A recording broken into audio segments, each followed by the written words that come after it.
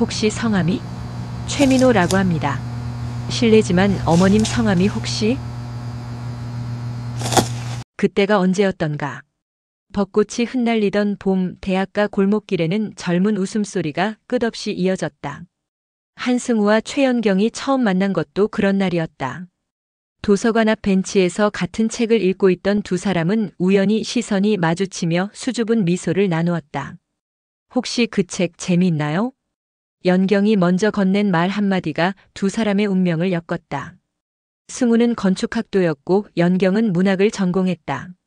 하나는 단단한 것을 세우는 일을 꿈꾸었고 하나는 부드러운 이야기를 품는 일을 좋아했다.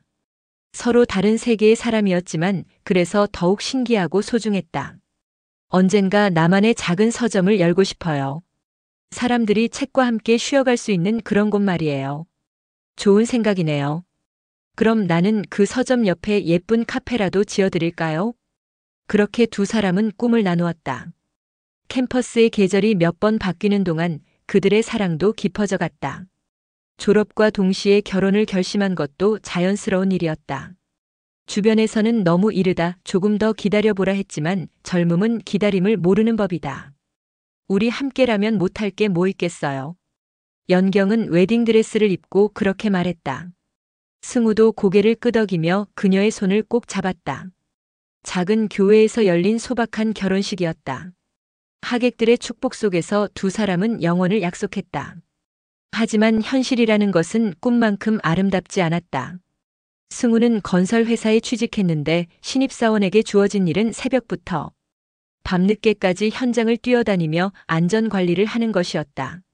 먼지투성이 작업복을 입고 거친 인부들 사이에서 고함을 치며 일하는 나날이 이어졌다. 오늘도 이렇게 늦었네요. 저녁 9시가 넘어 집에 돌아온 승우에게 연경이 조심스럽게 말했다. 식탁에는 이미 식어버린 저녁이 놓여 있었다. 승우는 지친 몸을 이끌고 의자에 앉았다. 미안해. 현장 일이 원래 이래. 조금만 참아줘. 저도 이해해요. 하지만 우리 시간이 너무 없는 것 같아서요.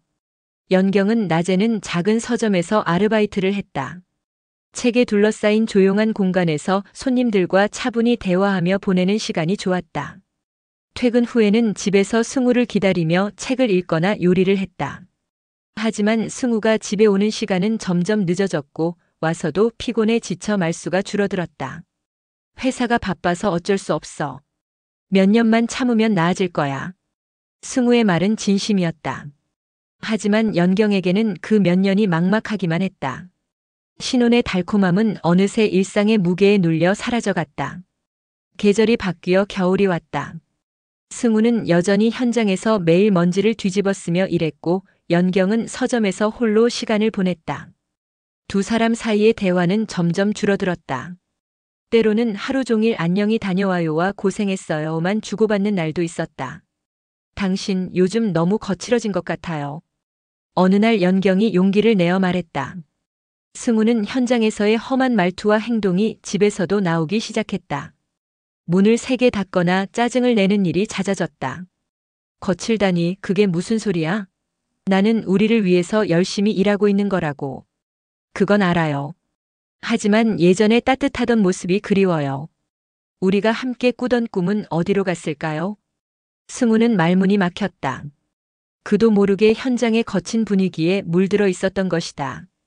하지만 인정하기 싫었다. 자신은 가정을 위해 희생하고 있다고 생각했기 때문이다. 꿈. 지금은 꿈보다 현실이 먼저야. 돈을 벌어야 살 수 있는 거라고. 그날 밤 두 사람은 처음으로 등을 돌리고 잠자리에 들었다. 신혼집의 작은 침실에 차가운 침묵이 흘렀다. 봄이 다시 왔지만 두 사람의 관계는 더욱 어색해졌다. 승우는 승진을 위해 더욱 매진했고 연경은 서점 일에 더 많은 시간을 할애했다. 각자 자신의 세계로 빠져들며 점점 멀어져 갔다. 그러던 어느 날 연경은 몸의 변화를 느꼈다. 병원에서 확인한 것은 새로운 생명의 소식이었다. 기쁨보다는 당황이 먼저 밀려왔다. 집에 돌아와 승우를 기다렸지만 그는 또다시 밤늦게 돌아왔다. 당신 할 말이 있어요. 연경의 목소리에는 떨림이 있었다. 승우는 피곤한 표정으로 그녀를 바라봤다. 무슨 일이야? 제가 임신했어요. 잠시 정적이 흘렀다. 승우의 표정은 복잡했다. 기쁨과 부담이 동시에 밀려왔다. 현재의 생활도 빠듯한데 아이까지 생긴다는 것이 현실적으로 막막했다. 정말이야? 네. 병원에서 확인했어요. 승우는 한참을 말없이 있다가 고개를 끄덕였다. 하지만 그의 반응은 연경이 기대했던 것과는 달랐다. 환한 웃음도 따뜻한 포옹도 없었다. 단지 무거운 책임감만이 두 사람 사이를 가득 메웠다. 우리가 잘할 수 있을까? 연경이 조심스럽게 물었다. 승우는 창밖을 바라보며 긴 한숨을 내쉬었다. 모르겠어. 솔직히 지금도 힘든데. 그 말이 연경의 마음에 깊은 상처를 냈다. 아이를 가진 기쁨을 나누고 싶었는데 오히려 부담스러워하는 남편의 모습에 실망했다. 그 후 몇 달 동안 두 사람의 관계는 더욱 벌어졌다. 연경은 임신으로 인한 몸의 변화와 감정의 기복을 혼자 견뎌야 했고 승우는 늘어나는 책임감의 무게에 더욱 일에만 매달렸다. 집안의 대화는 거의 사라졌다. 이렇게 살 수는 없어요. 결국 연경이 먼저 입을 열었다. 임신 7개월째 배가 부른 그녀는 승우 앞에 앉아 담담히 말했다. 우리 너무 달라진 것 같아요. 서로를 사랑했던 기억이 점점 희미해져 가요. 승우도 알고 있었다. 하지만 어떻게 해야 할지 몰랐다. 현실의 무게는 너무 무거웠고 처음 품었던 꿈들은 이미 멀어진 지 오래였다. 미안해. 내가 부족해서. 부족한 게 아니에요. 우리가 원했던 삶이 너무 달랐던 거죠. 그렇게 두 사람은 조용히 이별을 준비했다. 아이가 태어나기 전 서로 다른 길을 걷기로 했다. 연경은 아이를 키우며 작은 서점을 운영하겠다고 했고 승우는 양육비를 보내주겠다고 약속했다. 이별하는 날 두 사람은 마지막으로 함께 벚꽃길을 걸었다. 처음 만났던 그 봄날처럼 꽃잎이 흩날리고 있었다. 후회는 없어요? 연경이 물었다. 승우는 잠시 망설이다 고개를 저었다. 후회보다는 아쉬움이 더 커요. 우리가 조금 더 참을성 있게 기다렸다면. 하지만 억지로 붙잡고 있는다고 해서 달라질 것 같지는 않아요. 서로 다른 꿈을 꾸고 있었으니까요. 그들은 작별 인사도 없이 각자의 길로 향했다.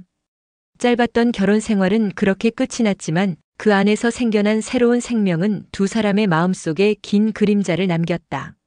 승우는 건설 현장으로 돌아갔고 연경은 작은 원룸에서 혼자 아이를 맞을 준비를 했다. 봄이 지나고 여름이 왔다.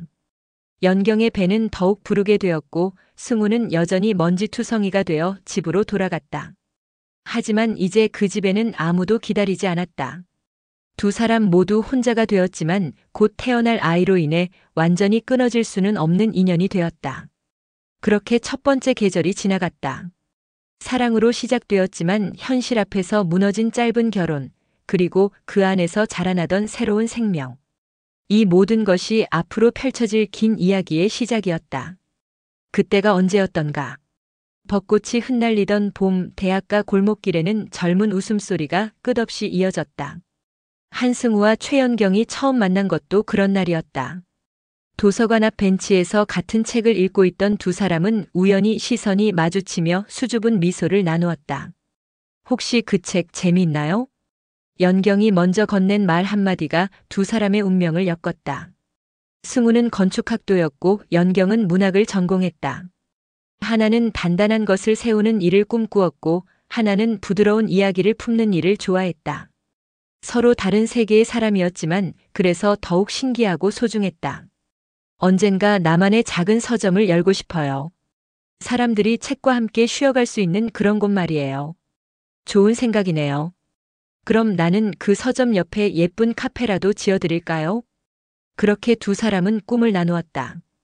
캠퍼스의 계절이 몇 번 바뀌는 동안 그들의 사랑도 깊어져 갔다. 졸업과 동시에 결혼을 결심한 것도 자연스러운 일이었다. 주변에서는 너무 이르다, 조금 더 기다려보라 했지만 젊음은 기다림을 모르는 법이다. 우리 함께라면 못할 게 뭐 있겠어요. 연경은 웨딩드레스를 입고 그렇게 말했다. 승우도 고개를 끄덕이며 그녀의 손을 꼭 잡았다. 작은 교회에서 열린 소박한 결혼식이었다. 하객들의 축복 속에서 두 사람은 영원을 약속했다. 하지만 현실이라는 것은 꿈만큼 아름답지 않았다. 승우는 건설회사에 취직했는데 신입사원에게 주어진 일은 새벽부터 밤늦게까지 현장을 뛰어다니며 안전관리를 하는 것이었다. 먼지투성이 작업복을 입고 거친 인부들 사이에서 고함을 치며 일하는 나날이 이어졌다. 오늘도 이렇게 늦었네요.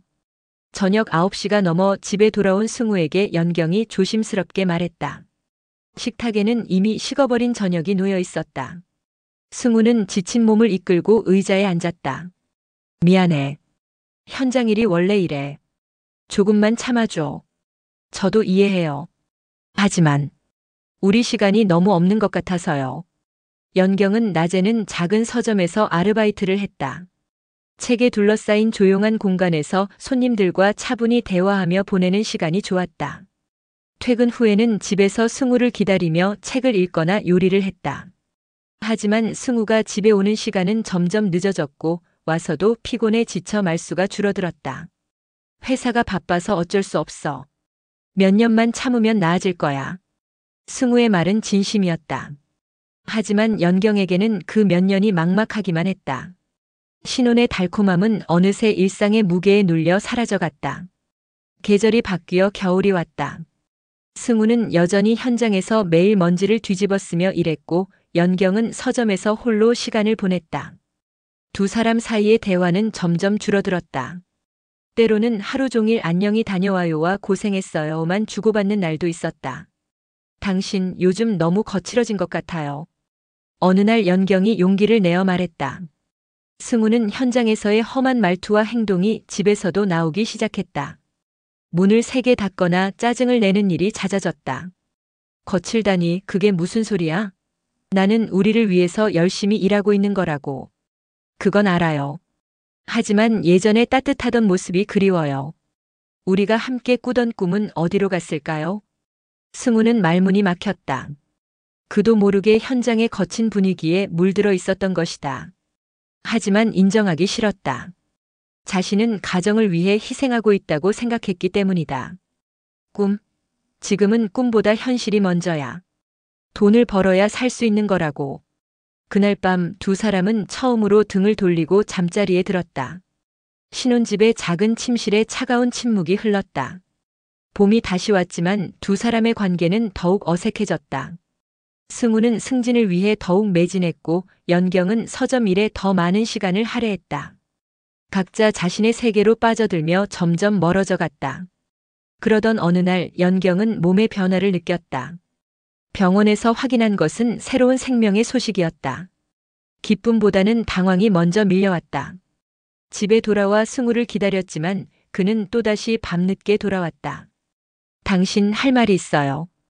연경의 목소리에는 떨림이 있었다. 승우는 피곤한 표정으로 그녀를 바라봤다. 무슨 일이야? 제가 임신했어요. 잠시 정적이 흘렀다. 승우의 표정은 복잡했다.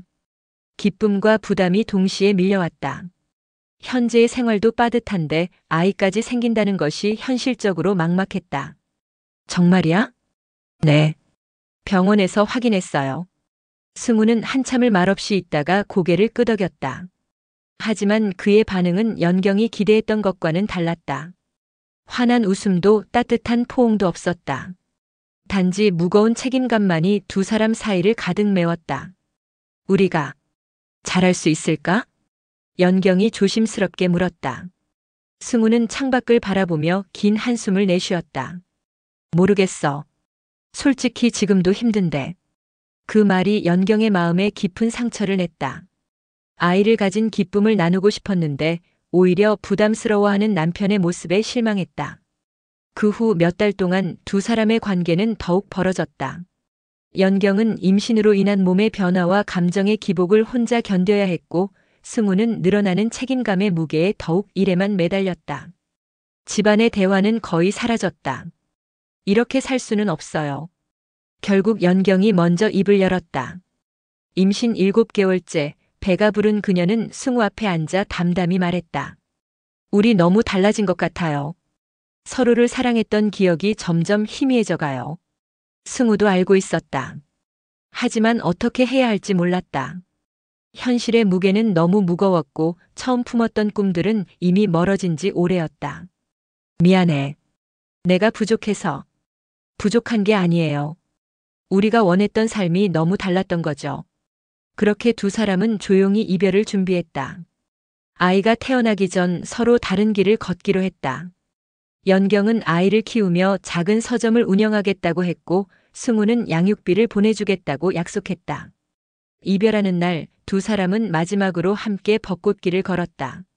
처음 만났던 그 봄날처럼 꽃잎이 흩날리고 있었다. 후회는 없어요? 연경이 물었다. 승우는 잠시 망설이다 고개를 저었다. 후회보다는 아쉬움이 더 커요. 우리가 조금 더 참을성 있게 기다렸다면. 하지만 억지로 붙잡고 있는다고 해서 달라질 것 같지는 않아요. 서로 다른 꿈을 꾸고 있었으니까요. 그들은 작별 인사도 없이 각자의 길로 향했다. 짧았던 결혼 생활은 그렇게 끝이 났지만 그 안에서 생겨난 새로운 생명은 두 사람의 마음속에 긴 그림자를 남겼다. 승우는 건설 현장으로 돌아갔고 연경은 작은 원룸에서 혼자 아이를 맞을 준비를 했다. 봄이 지나고 여름이 왔다. 연경의 배는 더욱 부르게 되었고 승우는 여전히 먼지투성이가 되어 집으로 돌아갔다. 하지만 이제 그 집에는 아무도 기다리지 않았다. 두 사람 모두 혼자가 되었지만 곧 태어날 아이로 인해 완전히 끊어질 수는 없는 인연이 되었다. 그렇게 첫 번째 계절이 지나갔다. 사랑으로 시작되었지만 현실 앞에서 무너진 짧은 결혼, 그리고 그 안에서 자라나던 새로운 생명. 이 모든 것이 앞으로 펼쳐질 긴 이야기의 시작이었다. 그해 겨울은 유난히 매서웠다. 하늘에서 내리는 눈발이 거리를 하얗게 덮고 바람은 뼛속까지 스며드는 듯 차갔다. 민호는 두꺼운 점퍼를 입고 택배차에서 내렸다. 손에는 마지막 배송 물품이 들려 있었다. 오늘도 참 길었네. 그는 작은 한숨을 내쉬며 건물 입구를 바라봤다. 고급 아파트 단지였다. 로비에 들어서자 따뜻한 온기가 얼어붙은 몸을 감쌌다. 엘리베이터 버튼을 누르며 배송지를 확인했다. 25층 한승우. 한승우라. 민호는 그 이름을 되뇌었다. 어딘지 낯익은 듯 했지만 정확히 어디서 들어본 건지 기억나지 않았다. 엘리베이터가 천천히 올라가는 동안 그는 오늘 하루를 돌아봤다. 새벽부터 저녁까지 쉴 틈 없이 돌아다닌 탓에 온몸이 뻐근했다. 택배 왔습니다. 25층에서 내려 문 앞에서 벨을 눌렀다. 잠시 후 문이 열리며 중년 남성이 나타났다. 키가 크고 어깨가 넓은 한눈에 봐도 든든해 보이는 체구였다. 다만 피로에 지친 듯한 표정과 깊게 팬 눈가의 주름이 세월의 무게를 말해주었다. 아, 수고하셨습니다. 승우는 택배를 받으며 민호를 바라봤다. 그 순간 뭔가 이상한 기분이 들었다. 젊은 택배 기사의 얼굴에서 어딘가 익숙한 무언가를 느꼈다. 하지만 정확히 무엇인지 알 수 없었다. 서명 부탁드립니다. 민호가 전자패드를 내밀었다. 승우는 서명을 하면서도 자꾸 그의 얼굴을 훔쳐봤다. 특히 눈매와 코의 라인이 어딘지 낯익었다. 혹시 성함이? 최민호라고 합니다. 최민호. 승우는 그 이름을 되뇌었다. 그럼 어머니 성을 따른 것일까? 순간 오래된 기억의 편린이 스쳤다. 최연경. 하지만 설마 그럴 리는. 실례지만 어머님 성함은 혹시? 민호는 갑작스러운 질문에 당황했다. 택배를 받으면서 이런 사적인 질문을 하는 고객은 처음이었다. 왜? 그런 걸 물어보시는지. 아, 죄송합니다. 그냥 어딘가 낯익어서요. 승우는 얼른 사과했다. 하지만 마음속 의심은 점점 커져갔다. 나이로 계산해보면 25년 전. 그 시기에 태어났다면. 최연경. 혹시 어머님이? 승우의 목소리에는 떨림이 있었다. 민호는 깜짝 놀라며 그를 쳐다봤다. 어떻게 저희 어머니 이름을? 그 순간 두 사람은 서로를 빤히 바라봤다. 엘리베이터 홀의 조용한 공간에 묘한 긴장감이 흘렀다. 승우는 가슴이 두근거리기 시작했다. 설마 정말 설마. 혹시 아버님은? 민호가 조심스럽게 물었다.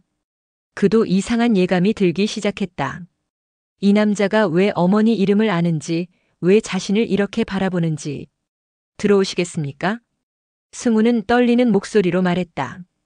민호는 망설였다. 낯선 사람의 집에 들어가는 것은 위험할 수도 있었다. 하지만 뭔가 중요한 일이 벌어지고 있다는 직감이 들었다. 잠깐만요. 민호는 택배 회사에 연락해 배송 완료를 알렸다. 그리고 조심스럽게 집 안으로 들어갔다. 깔끔하게 정리된 거실, 고급스러운 가구들이 눈에 들어왔다. 하지만 어딘지 모르게 차가운 느낌이었다. 사람의 온기가 느껴지지 않는 그저 잠만 자러 오는 공간 같았다. 앉으세요. 승우는 소파를 가리켰다. 그 자신도 맞은편에 앉으며 민호를 자세히 바라봤다. 가까이서 보니 더욱 확실해졌다. 코의 모양, 턱선, 그리고 무엇보다 눈빛. 젊은 시절의 자신을 보는 것 같았다. 실례지만 생년월일이 언제인지 물어봐도 될까요? 1999년 10월 15일입니다. 승우는 숨을 크게 들이쉬었다. 정확했다. 연경과 헤어진 후 몇 개월 뒤 그가 태어났을 시기였다. 아버지, 이름은 들어보셨나요? 아니요. 어머니는 그 얘기를 안 하세요. 단지 좋은 사람이었지만 서로 맞지 않아서 헤어졌다고만. 민호의 목소리가 점점 작아졌다. 이 상황이 무엇을 의미하는지 서서히 깨닫기 시작했기 때문이다. 승우는 잠시 자리에서 일어나 서재로 갔다. 그리고 오래된 앨범을 꺼내왔다. 대학 시절 사진들이 가득한 앨범이었다. 그 중에서 연경과 함께 찍은 사진을 찾아 민호에게 보여줬다. 이분이 어머님인가요? 민호는 사진을 보자마자 눈이 커졌다. 젊은 시절의 어머니 모습이었다. 그리고 그 옆에 서 있는 남자는 당신이 제 아버지세요? 목소리가 떨렸다. 25년 동안 궁금해했던 아버지의 얼굴이 바로 눈앞에 있었다. 승우도 더 이상 피할 수 없음을 알았다. 그런 것 같습니다. 승우의 목소리는 무거웠다. 기쁨보다는 당황과 죄책감이 먼저 밀려왔다. 25년 동안 자신이 아버지라는 책임을 방기해왔다는 사실이 가슴을 짓눌렀다. 그럼 왜? 민호의 눈에 눈물이 고였다. 분노와 원망, 그리고 그리움이 뒤섞인 복잡한 감정이었다. 왜 지금까지 저를 찾지 않으셨어요? 왜 어머니와 저를 혼자 두셨어요? 승우는 할 말을 잃었다. 변명할 수도 정당화할 수도 없었다. 그는 정말로 도망쳤던 것이다. 책임의 무게가 두려워서 자신의 꿈이 무너질까봐. 미안합니다. 승우는 고개를 숙였다. 미안하다고 해서 될 일인가요? 어머니가 얼마나 힘들게 저를 키우셨는지 아세요? 밤새 일하시고 아플 때도 병원 한 번 제대로 못 가시고. 민호의 목소리가 높아졌다. 25년간 억눌러왔던 감정이 터져나왔다. 제가 왜 아버지 없이 살아야 했는지, 친구들이 가족 이야기할 때 왜 저만 빠져야 했는지. 그 이유를 알고 싶었어요. 승우는 묵묵히 그 질타를 들었다. 아들의 분노와 원망이 모두 정당했다. 자신이 아버지로서 해야 할 일을 하지 않았던 것이다. 변명은 하지 않겠습니다. 승우는 어렵게 입을 열었다. 당시에 저는 너무 겁이 났습니다. 아버지가 될 준비가 되어 있지 않았어요. 어머니와의 관계도 이미 어긋나 있었고 제 자신도 확신이 없었습니다. 그래서 도망친 거예요? 그렇습니다. 도망쳤습니다. 비겁하게. 승우는 자신의 잘못을 인정했다. 그것이 최소한 할 수 있는 일이었다. 민호는 한참을 말없이 있다가 일어났다. 저는 이해할 수 없어요. 어떻게 자신의 아이를 그렇게 버릴 수 있는지. 민호야. 민호라고 부르지 마세요. 그럴 자격 있다고 생각하세요? 민호의 말은 날카로웠다. 하지만 승우는 반박하지 않았다. 정말로 그럴 자격이 없다고 생각했기 때문이다. 어머니는 안 계신 건가요? 민호가 거실을 둘러보며 물었다. 집안 어디에도 여자의 흔적이 보이지 않았다. 혼자 삽니다. 결혼은 한 번도 하지 않았어요. 왜요? 모르겠습니다. 아마도 죄책감 때문일 거예요. 승우는 솔직하게 답했다. 25년 동안 여러 여자를 만났지만 진지한 관계로 발전시키지 못했다. 늘 연경과 아이에 대한 생각이 마음 한구석에 자리 잡고 있었기 때문이다. 지금은 뭘 하세요? 건설회사 임원입니다. 그때 현장에서 일하던 회사에서 계속. 민호는 비웃듯 웃었다. 성공하셨네요. 저희를 버린 보람이 있으셨겠어요. 그렇지 않습니다. 승우는 급히 말했다. 성공해도 행복하지 않았습니다. 늘 공허했어요.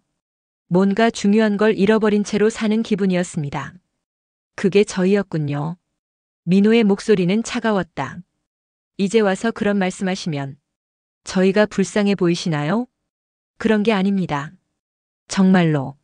하지만 민호는 더 이상 듣고 싶지 않다는 듯 일어섰다. 저는 가봐야겠어요. 어머니가 기다리고 계세요. 잠깐만요. 승우가 그를 붙잡았다. 연경 씨는? 어머님은 어떻게 지내시나요? 그걸 왜 물어보세요? 지금 와서? 그래도 알고 싶습니다. 민호는 한참을 망설이다가 말했다. 힘들게 지내세요. 작은 서점을 운영하시면서 저를 키우셨어요. 돈도 많이 없고 아프실 때도 많은데 혼자 다 견디세요. 승우의 가슴이 아팠다. 연경이 그렇게 힘들게 살고 있었다는 사실이 가슴을 찔렀다. 제가 도울 수 있는 일이 있을까요? 지금까지 안 하시던 걸 왜 이제 와서요? 민호는 문 쪽으로 걸어갔다. 저는 당신을 아버지라고 부르지 않을 거예요. 제 아버지는 어머니 혼자서 저를 키워주신 분이에요. 그 말을 남기고 민호는 나가버렸다. 승우는 혼자 거실에 남아 멍하니 앉아 있었다. 25년 만에 만난 아들. 그러나 그 만남은 기쁨보다는 고통스러웠다. 밖에서는 여전히 눈이 내리고 있었다. 민호는 택배차에 올라 시동을 걸었다. 손이 덜덜 떨렸다. 분노와 슬픔 그리고 묘한 안도감이 뒤섞여 있었다. 마침내 아버지를 만났다. 하지만 그것은 그가 꿈꿔왔던 감동적인 상봉과는 전혀 달랐다. 차를 몰며 민호는 생각했다. 어머니에게 이 사실을 말해야 할까? 25년 동안 묻어둔 과거를 다시 꺼내는 것이 옳을까? 한편 승우는 창밖에 눈을 바라보며 오래된 상처를 곱씹고 있었다. 아들을 만났다. 자신을 닮은 훌륭하게 자란 아들을. 하지만 그 아들은 자신을 아버지로 인정하지 않았다. 당연한 일이었다. 그럴 자격이 없었으니까. 그날 밤 두 사람은 각자의 자리에서 잠들지 못했다. 25년의 공백을 메우기에는 하룻밤의 만남으로는 너무나 부족했다. 하지만 운명의 실은 이미 다시 엮이기 시작했다. 이제 남은 것은 그 실을 어떻게 풀어나갈 것인가 하는 일이었다. 민호가 집에 돌아온 것은 밤 9시가 넘어서였다. 별빛 서점의 불은 여전히 켜져 있었고 연경은 계산대에서 장부를 정리하고 있었다. 아들의 발걸음 소리를 듣고 고개를 들었는데 민호의 표정이 평소와 달랐다. 민호야, 무슨 일이야? 얼굴이 왜 그래? 연경은 재빨리 일어나 아들에게 다가갔다. 민호는 말없이 어머니를 바라봤다. 그의 눈에는 복잡한 감정들이 요동치고 있었다. 분노, 슬픔, 혼란, 그리고 어머니에 대한 연민까지. 엄마, 앉으세요. 왜? 무슨 일인데 그래? 연경은 불안한 마음으로 의자에 앉았다. 민호는 한참을 망설이다가 입을 열었다. 오늘 아버지를 만났어요. 연경의 얼굴이 순간 하얗게 변했다. 손에 들고 있던 볼펜이 떨어져 바닥에서 구르는 소리만이 정적을 깼다. 뭐라고? 한승우. 그 사람 맞죠? 제 아버지. 연경은 가슴이 철렁했다. 25년 동안 조심스럽게 봉인해둔 이름이 아들의 입에서 나왔다. 어떻게 이런 일이 벌어진 것일까? 어떻게? 어디서? 택배 배송하다가 우연히. 처음에는 몰랐는데 서로 얘기하다 보니 민호는 오늘 있었던 일을 차근차근 설명했다. 승우와의 만남, 사진을 통한 확인, 그리고 그들 사이에 오간 대화까지. 연경은 말없이 듣고 있었지만 그녀의 손은 계속 떨리고 있었다. 그래서 뭐라고 하던? 연경의 목소리는 쉬어 있었다. 미안하다고. 도망쳤다고 했어요. 변명은 안 하겠다면서. 그렇구나. 연경은 깊은 한숨을 쉬었다. 언젠가는 이런 날이 올 것이라고 생각했지만 막상 닥치니 마음의 준비가 되어 있지 않았다. 엄마는 어떻게 생각하세요? 민호가 조심스럽게 물었다. 연경은 한참을 생각하더니 일어나 서가 뒤쪽으로 갔다. 그곳에는 오래된 상자 하나가 있었다. 그녀는 그 상자를 꺼내 민호 앞에 놓았다. 이걸 보렴. 상자 안에는 오래된 사진들과 편지들, 그리고 병원 진료 기록들이 들어있었다. 민호는 사진들을 하나씩 꺼내봤다. 젊은 시절의 부모님이 함께 찍은 사진들이었다. 행복해 보이는 두 사람의 모습. 우리는 정말 사랑했었어. 연경이 사진을 바라보며 말했다. 하지만 현실이 만만치 않았지. 서로 원하는 게 달랐고 살아가는 방식도 달랐어. 그때는 젊어서 참을성도 없었고. 그렇다고 해서 저를 버리는 게 정당화되나요? 민호의 목소리에는 여전히 분노가 섞여 있었다. 정당화될 수는 없지. 하지만 그 사람도 많이 겁이 났을 거야. 갑작스럽게 아버지가 된다는 것, 가족을 책임져야 한다는 것이 얼마나 무거운 짐인지. 연경은 아들을 이해시키려 했다. 그녀 자신도 25년 동안 승우에 대한 원망을 사귀고 또 사귄 터였다. 엄마는 원망 안 하세요? 처음에는 많이 원망했어. 밤마다 울기도 하고 화도 내고. 하지만 너를 키우면서 깨달았어. 원망하는 데 쓸 힘이 있으면 차라리 널 위해 쓰는 게 낫다고. 민호는 어머니의 말을 들으며 마음이 복잡했다. 어머니는 정말 강한 사람이었다. 그런 상황에서도 원망보다는 사랑을 선택한 것이다. 그런데 말이야. 연경이 갑자기 뭔가 생각난 듯 말했다. 혹시 그 사람, 지금도 같은 회사에 다니나? 네, 건설회사 임원이라고 하던데요. 연경은 고개를 끄덕였다. 그리고 또 다른 상자를 꺼냈다. 그 안에는 매달 받아왔던 익명의 후원금 봉투들이 정리되어 있었다. 민호야, 기억하지? 매달 누군가 보내주던 후원금. 네, 그런데 그게 왜요? 나도 처음에는 누군지 몰랐어. 그런데 며칠 전부터 계속 생각해봤는데 혹시 그 사람과 관련이 있는 건 아닐까 싶어서. 연경은 봉투들을 살펴보며 말했다. 우편 소인을 보니까 이 근처에서 보낸 것 같고 금액도 일정하고 무엇보다 시기가 너를 낳고 얼마 안 된 때부터 시작됐거든. 민호도 봉투들을 자세히 봤다. 정말로 자신이 태어난 다음 해부터 시작된 것 같았다. 그럼 아버지가 보낸 건가요? 아닐 거야. 연경은 고개를 저었다. 그 사람 성격상 직접 보냈다면 이름을 밝혔을 거야. 체면을 중시하는 타입이거든. 이렇게 숨어서 하는 건 그 사람 스타일이 아니야. 그럼 누가? 연경은 잠시 생각에 잠겼다. 그러다 문득 떠오르는 얼굴이 있었다. 혹시 그 사람 누나? 누나요? 한혜진 씨. 너보다 5살 많은. 정말 착한 사람이었어. 우리가 결혼할 때도 많이 도와주셨는데. 연경은 기억을 더듬어 말했다. 그분이 그때 말씀하시길 비록 우리가 헤어지더라도 핏줄은 핏줄이라고. 아이만큼은 잘 키우라고 하시던. 정말 그분이 보내신 걸까요? 한번 알아봐야겠어. 연경은 결심한 듯 말했다. 그 회사에 전화해서 한혜진 씨가 계신지 확인해 볼게. 다음 날 오전 연경은 용기를 내어 전화를 걸었다. 승우가 다니는 건설회사였다. 몇 번의 연결 끝에 정말로 한혜진이 그 회사의 총무부장으로 재직하고 있다는 사실을 알아냈다. 어떻게 하지? 연경은 민호와 상의했다. 직접 만나보는 게 좋을까? 글쎄요. 갑자기 연락드리면 놀라실 텐데. 하지만 연경은 마음을 먹었다. 25년 동안 도움을 받았다면 인사는 드려야 한다고 생각했다. 그 오후 연경과 민호는 함께 그 건설회사로 향했다. 높은 빌딩의 로비에서 한혜진에게 전화를 걸었다. 여보세요? 한혜진 부장님이신가요? 네, 맞는데요. 어디서? 최연경입니다. 혹시 기억하시나요? 전화 너머로 잠시 침묵이 흘렀다. 그리고 놀란 목소리가 들려왔다. 연경이? 정말 연경이야? 네, 그렇습니다. 실례가 안 된다면 잠깐 뵐 수 있을까요? 물론이지. 지금 어디에 있어? 회사 로비예요. 잠깐만 금방 내려갈게. 몇 분 후 엘리베이터에서 내려온 한혜진을 연경은 한눈에 알아봤다. 50대 중반의 나이에도 불구하고 단정하고 우아한 모습이었다. 그녀도 연경을 보자마자 환한 미소를 지었다. 연경아, 정말 오랜만이다. 두 사람은 반갑게 인사를 나눴다. 한혜진은 연경 옆에 서 있는 민호를 보고 깜짝 놀랐다. 이 아이가 설마? 네, 민호예요. 제 아들.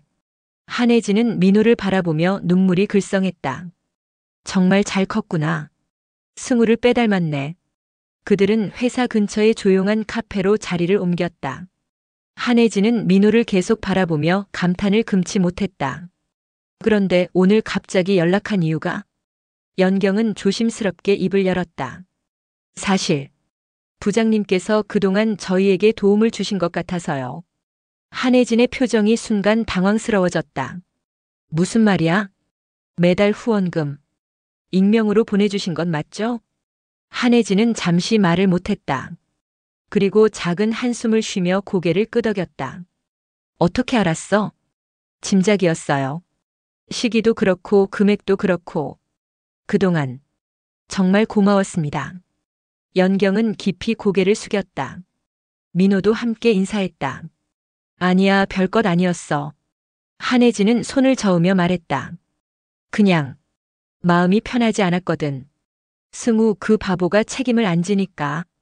승우 씨는 아시나요? 몰라. 내가 하는 거니까 굳이 말할 필요는 없다고 생각했어. 한혜진은 솔직하게 말했다. 처음에는 그 애한테 직접 하라고 했는데 워낙 고집이 세서. 그래서 내가 대신 하게 된 거야. 그동안 정말. 됐어. 오히려 내가 고마워. 민호를 이렇게 훌륭하게 키워줘서. 한혜진은 민호를 바라보며 말했다. 너 택배 일한다며? 힘들지? 괜찮습니다. 뭔가 더 안정적인 일 없을까? 우리 회사에도 자리가 있는데. 하지만 민호는 고개를 저었다. 감사하지만 제가 직접 찾아보고 싶어요. 한혜진은 민호의 의젓한 모습에 감동받았다. 그래, 그게 맞지. 자립심이 강하구나. 그들은 오랫동안 이야기를 나눴다. 지난 25년간의 이야기, 민호의 성장 과정, 그리고 앞으로의 계획까지. 한혜진은 연경과 민호의 삶에 대해 자세히 들으며 때로는 안타까워하고 때로는 대견해했다. 승우는 어때? 연경이 조심스럽게 물었다. 그애? 겉으로는 성공한 것 같지만 늘 뭔가 허전해 보여. 결혼도 안 하고 혼자 살면서. 아마 너희들 생각을 안 한 건 아닐 거야. 민호가 어제 만났대요. 뭐? 정말? 한혜진은 깜짝 놀랐다. 어떻게? 민호가 어제 있었던 일을 설명했다. 한혜진은 듣고 있다가 한숨을 쉬었다. 그래. 결국 그렇게 됐구나. 제가 너무 심하게 말한 것 같아요. 민호가 미안한 듯 말했다. 아니야. 너한테는 화낼 자격이 충분해. 그동안 얼마나 궁금했을까. 한혜진은 민호의 손을 잡았다. 하지만 승우도 나름대로는 후회하고 있을 거야. 그냥 표현을 못할 뿐이지. 그날 저녁 연경과 민호는 집으로 돌아왔다. 마음이 한결 가벼워진 기분이었다. 25년 동안의 의문이 풀렸고 무엇보다 그들을 도와준 사람의 따뜻한 마음을 확인할 수 있었다. 엄마. 응? 우리 행복했던 것 같아요. 민호가 갑자기 말했다. 비록 힘들었지만 우리 둘이 함께해서 행복했어요. 연경은 아들을 꼭 안았다. 나도 그래. 너 같은 아들이 있어서 정말 행복했어. 그날 밤 한혜진은 승우에게 전화를 걸었다. 승우야. 누나. 무슨 일이에요? 오늘 연경이와 민호를 만났어. 전화 너머로 승우의 숨소리가 거칠어졌다. 정말요? 응. 그동안 내가 도움을 준 것도 알게 됐고. 누나가 너 대신 내가 한 거야. 25년 동안. 승우는 말을 잇지 못했다. 이제 어떻게 할 거야? 한혜진의 질문에 승우는 한참을 침묵했다. 모르겠어요, 누나. 정말 모르겠어요. 민호는 정말 훌륭하게 자랐어. 연경이가 잘 키웠어. 그렇겠죠. 한번 생각해봐. 이제라도 늦지 않았을지도 몰라. 전화를 끊고 승우는 창밖을 바라봤다. 어제 민호와의 만남이 계속 머릿속을 맴돌았다. 그리고 누나의 말도. 정말 이제라도 늦지 않았을까? 한편 민호도 잠들지 못하고 있었다. 아버지에 대한 복잡한 감정들이 여전했지만 고모의 따뜻한 마음을 확인한 후 조금씩 변화가 생기고 있었다. 아버지도 완전히 나쁜 사람은 아닐지도 모른다는 생각이 들기 시작했다. 그렇게 오래 숨겨져 있던 진실들이 하나씩 드러나면서 세 사람의 운명은 새로운 전환점을 맞고 있었다. 25년간의 공백을 메우기에는 아직 갈 길이 멀었지만 적어도 시작은 된 것 같았다. 봄이 다시 돌아왔다. 별빛 서점 앞 골목에는 새로운 잎사귀들이 돋아나고 있었다. 그 어느 해보다 따뜻한 봄이었다. 연경은 문 앞에서 화분에 물을 주며 하늘을 올려다봤다. 파란 하늘에 하얀 구름이 천천히 흘러가고 있었다. 한혜진과 만난 지 일주일이 지났다. 그동안 민호는 평소보다 말수가 적었다. 택배 일을 하면서도 서점을 도우면서도 계속 무언가를 생각하는 모습이었다. 연경은 아들의 마음을 이해했다. 25년 만에 아버지를 만난다는 것, 그것도 그런 상황에서 만난다는 것이 얼마나 복잡한 일인지. 엄마. 민호가 서점 안으로 들어오며 연경을 불렀다. 택배 일을 마치고 온 참이었다. 응, 어서 와. 오늘. 그분이 서점 앞에서 기다리고 계세요. 연경의 손이 멈췄다. 물뿌리개를 든 채로 민호를 바라봤다. 누가? 아버지. 한승우 씨요. 연경은 잠시 마음의 준비를 했다. 25년 만에 다시 그를 만나게 될 줄은 생각하지 못했다. 얼마나 기다리셨는데? 1시간 정도 된 것 같아요. 멀리서 서 계시더라고요. 연경은 앞치마를 벗으며 거울을 봤다. 세월의 흔적이 역력한 얼굴이었지만 여전히 단정하고 차분한 인상이었다. 들어오시라고 해. 정말요? 응. 이제는 마주할 때가 된 것 같아. 민호는 밖으로 나가 승우에게 다가갔다. 승우는 서점에서 조금 떨어진 곳에 서서 이쪽을 바라보고 있었다. 어제보다 더 초라해 보였다. 들어오세요. 민호의 말에 승우는 잠시 망설였다.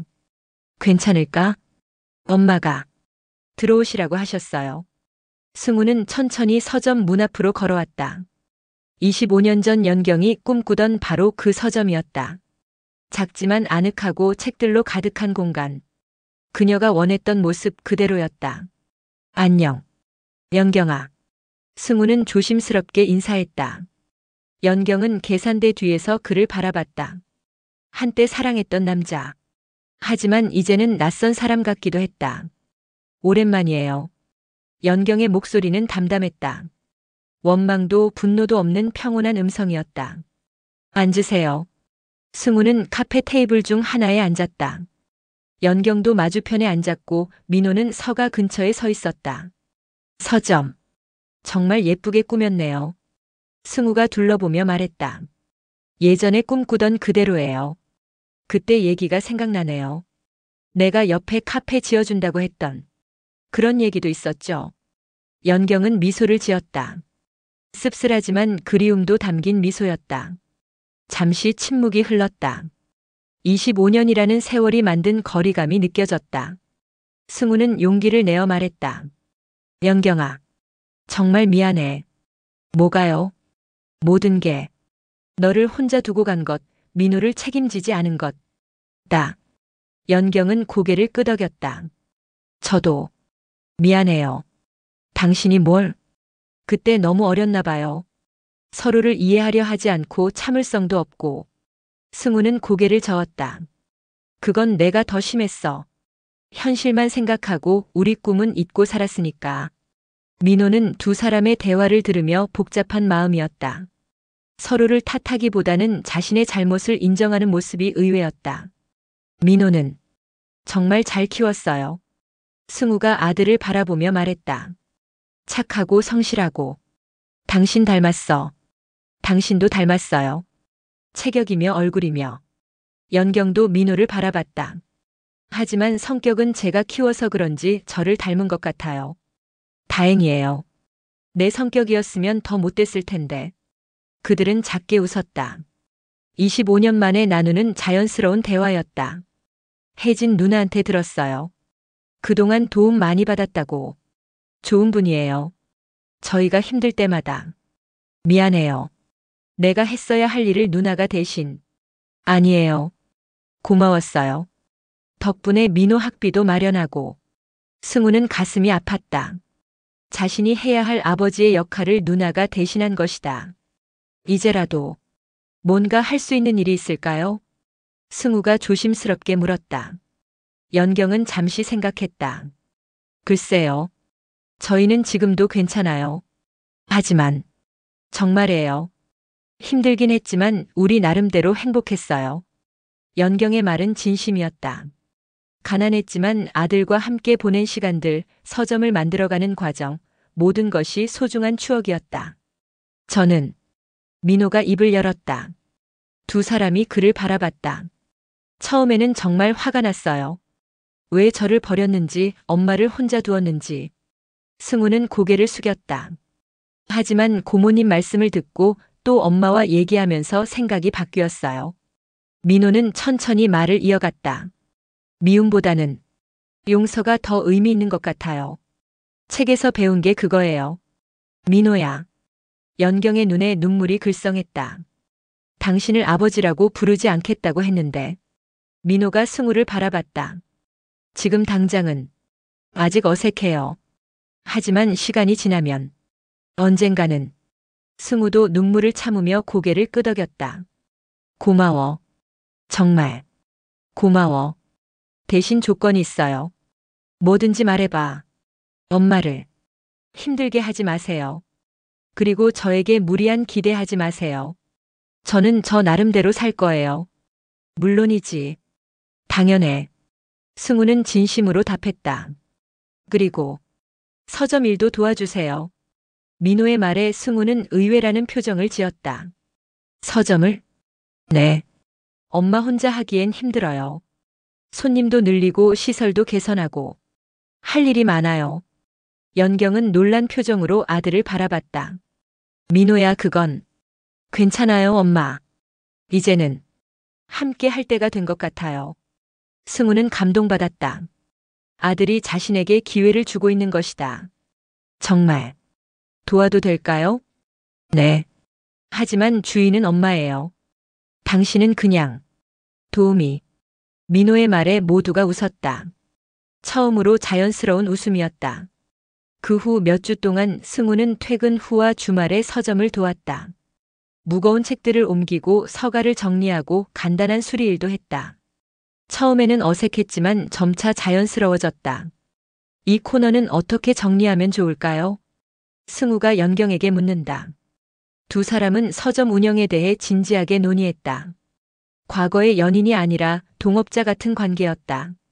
여기에 독서 모임 공간을 만들면 어떨까? 좋은 생각이에요. 요즘 혼자 사는 분들이 많아서 이런 공간을 원할 거예요. 그들은 서점을 조금씩 바꿔나갔다. 민호의 아이디어, 연경의 경험, 승우의 자금력이 합쳐져 서점은 전보다 훨씬 활기찬 공간이 되었다. 아저씨, 오늘도 오셨네요. 단골 할머니가 승우에게 말했다. 네, 오늘도 왔습니다. 참 다정한 가족이에요. 부러워라. 할머니의 말에 세 사람은 서로를 바라봤다. 가족. 조금 다른 형태이긴 하지만 이제 정말 가족 같은 느낌이 들었다. 어느 날 저녁 세 사람은 서점 정리를 마치고 함께 앉아 차를 마셨다. 요즘 손님이 많이 늘었네요. 민호가 만족스러운 표정으로 말했다. 당신 덕분이에요. 연경이 승우에게 말했다. 우리 모두 덕분이지. 승우는 두 사람을 바라봤다. 25년 전에는 이루지 못했던 꿈이 이제서야 이루어지는 것 같았다. 다만 그때와는 다른 방식으로. 참, 내일 간판 바꾸는 날이에요. 연경이 말했다. 그들은 서점 간판을 새로 만들기로 했다. 뭐라고 쓸까요? 민호가 물었다. 그냥 별빛 서점 그대로 하자. 연경이 말했다. 하지만 조금 다르게. 승우가 제안했다. 어떻게요? 별빛 서점 마이너스 새로운 시작이라고 하면 어떨까? 연경과 민호는 서로 바라보며 미소를 지었다. 좋네요. 정말 새로운 시작인 것 같아요. 다음 날 오전 새 간판이 달렸다. 별빛 서점 마이너스 새로운 시작. 세 사람은 골목에서 그 간판을 바라봤다. 뭔가 뿌듯하네요. 민호가 말했다. 우리가 이렇게 다시 만날 줄 누가 알았겠어요. 연경도 감회 깊게 말했다. 이제 정말 새로운 시작이에요. 승우가 두 사람을 바라보며 말했다. 고마워요.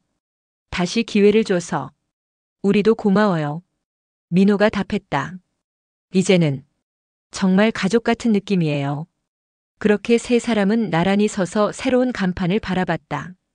과거의 아픔과 오해를 넘어 마침내 새로운 관계를 시작하게 된 것이다.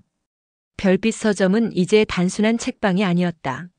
한때 사랑했지만 헤어질 수밖에 없었던 두 사람이 25년의 세월을 거쳐 다시 만나 이룬 화해의 공간이었다. 그리고 그 중심에는 두 사람의 사랑의 결실인 민호가 있었다. 햇살이 새 간판을 환하게 비췄다. 별빛 서점 마이너스 새로운 시작이라는 글씨가 봄볕에 반짝였다. 마치 정말로 모든 것이 새롭게 시작되는 것처럼. 그날 저녁 한혜진이 서점을 찾아왔다. 와, 정말 멋있게 꾸몄네. 그녀는 변화된 서점을 둘러보며 감탄했다. 고모님. 민호가 반갑게 인사했다. 이제 그는 한혜진을 자연스럽게 고모라고 불렀다. 우리 민호 얼굴이 한결 밝아졌네. 네, 요즘 정말 행복해요. 승우는 안에 있어요. 책장 정리하고 있어요. 한혜진은 서점 안으로 들어갔다. 승우가 책들을 정리하는 모습을 보고 흐뭇하게 웃었다. 누나. 여기서 뭐 해? 책 정리하고 있어요. 정말 달라졌구나. 한혜진은 동생의 변화에 만족스러워했다. 연경이한테 잘해야 해. 그리고 민호한테도. 네, 알고 있어요. 25년 늦었지만 그래도 다행이야. 그날 밤 서점 정리를 마치고 세 사람은 함께 저녁을 먹었다. 처음으로 가족처럼 둘러앉은 식탁이었다. 내일부터 독서 모임 시작이에요. 연경이 말했다. 누가 오기로 했죠? 승우가 물었다. 동네 주민분들 5분이요. 첫 책은 어린 왕자로 정했어요. 좋은 선택이에요. 민호가 말했다. 저도 함께 해도 될까요? 승우가 조심스럽게 물었다. 물론이죠. 환영이에요. 그렇게 별빛 서점의 새로운 이야기가 시작되었다. 과거의 상처를 딛고 서로를 이해하고 용서하며 만들어낸 아름다운 결말. 세월은 때로 사람을 갈라놓기도 하지만 때로는 다시 이어주기도 한다. 한승우와 최연경 그리고 박민호의 이야기는 그렇게 새로운 장을 열어가고 있었다. 별빛 서점의 따뜻한 불빛 아래서 세 사람의 진짜 가족 이야기가 이제 막 시작되는 것이다. 긴 이야기 들어주셔서 감사합니다. 더 많은 이야기가 궁금하시다면 구독과 좋아요, 댓글도 남겨주시면 큰 도움이 됩니다.